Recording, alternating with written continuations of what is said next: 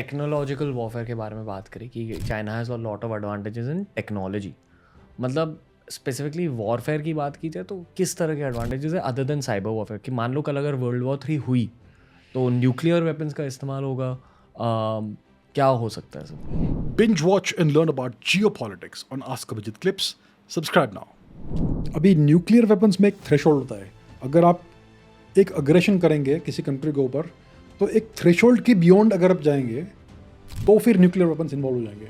Okay, तो ये लोग बिलो थ्रेशोल्ड अग्रेशन करना चाहते हैं बेसिकली. अगर इंडिया जैसे फॉर एग्जांपल बहुत साल तक हम सोच रहे थे कि पाकिस्तान के साथ हम कुछ भी करेंगे तो न्यूक्लियर वॉर हो जाएगी, लेकिन ये जो बालाकोट हुआ वो हमने दिखा दिया कि उनका थ्रेशोल्ड से कम है ये, राइट. तो हर नेशन का एक न्यूक्लियर थ्रेशोल्ड है, उसके बिलो वो लोग प्ले करना चाहेंगे आपके जो दुश्मन है. तो चाइना के पास बहुत अलग अलग टेक्नोलॉजीज है which they can use to harass India. Drone technology for example, वो लोग कम से कम 20-30 साल से ड्रोन टेक्नोलॉजी को डेवलप कर रहे हैं. उनके पास मे बी 300-400 टाइप के ड्रोन्स हैं जो उन्होंने डेवलप किए हैं इतने सालों में. तो ये हो गया. फिर आपके दुश्मन को बेचेंगे ड्रोन्स. अभी पाकिस्तान अभी हाल ही में ड्रोन से इंडिया पे कुछ अटैक कर रहा था, low intensity blast and all that. They are using Chinese drones for that. और फिर so these are different ways of doing it. और उनके टेक्नोलॉजी या ड्रोन टेक्नोलॉजी हो गया, एयरफोर्स उनका अच्छा है. अभी वो खुद के प्लेन्स बना रहे हैं, so they can use that. They have missiles. उनके बैलिस्टिक मिसाइल्स सिर्फ न्यूक्लियर नहीं है, कन्वेंशनल वॉरहेड्स वाले भी हैं. और सबमरीन्स, चाइना ने कितने सालों से सबमरीन टेक्नोलॉजी में इन्वेस्ट किया है so they can dominate the oceans under the sea. और आपके पॉडकास्ट में मैंने ये भी बात सुनी थी कि इंडियन नेवी अच्छी है, स्ट्रॉन्ग है, बट टेक्नोलॉजिकली शायद थोड़ी सी वीक है. तो नेवी का स्ट्रेंथ का मेजर क्या है? हम मोस्टली लोग सोचते हैं कि आपके पास कितने शिप्स है वो आपके नेवी का स्ट्रेंथ का मेजर है. वो नहीं है. आप कितने मिसाइल्स को एनी गिवन डे ओशन पे डिप्लॉय कर सकते हो, ये आपका नेवल स्ट्रेंथ है. और China is far superior than India in number of missiles it can deploy at any given time. अभी आज के दिन इस समय 2 बजे दोपहर को इंडिया का कितने मिसाइल्स ओशन पे है और चाइना के कितने मिसाइल्स ओशन पे है, बहुत बड़ा डिफरेंस मिलेगा. तो ये बात है. On any given day the US can deploy 10,000 missiles on the oceans. Japan can deploy about 2,500 missiles. China का भी सिमिलर नंबर है. आई एम अफ्रेड इंडिया का वो नंबर नहीं है. तो ये एज है चाइना का against India on the naval front.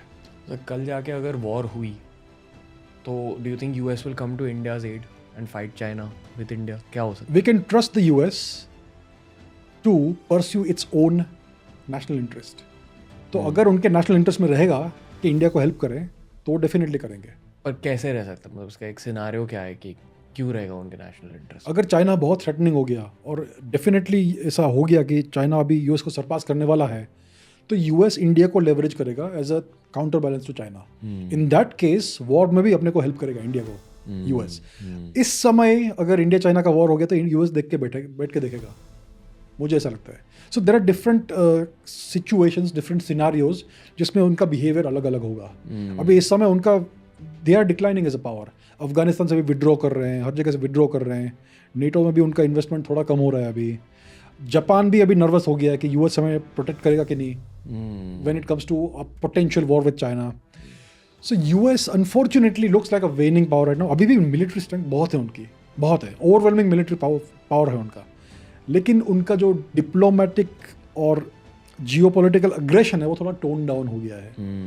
So it depends ये क्या सिचुएशन है.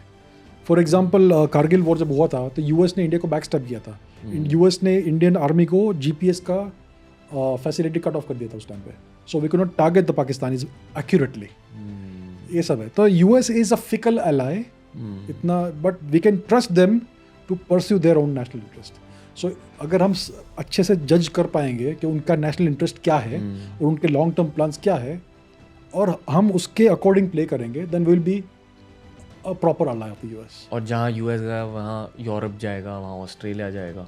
Yes, mostly yes, because Europe का जो वेस्टर्न यूरोप जो पूरा है वो बेसिकली नेटो है, which is a US led organisation.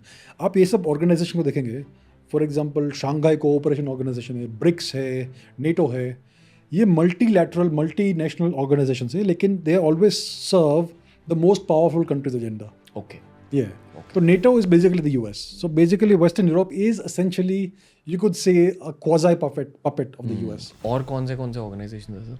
और NATO हो गया, इधर क्वाड है अपना, कौन कौन है? एशिया पैसिफिक में, इंडो पैसिफिक में India, US, Japan and Australia. It's a loose alliance, अभी ऑफिशियल मिलिट्री अलायंस नहीं बना है, बट पोटेंशियल है. US is hoping. लफड़ा वफड़ा हुआ तो हम साथ में मिलके फाइट करें. हाँ, depending on the situation, depending on circumstances.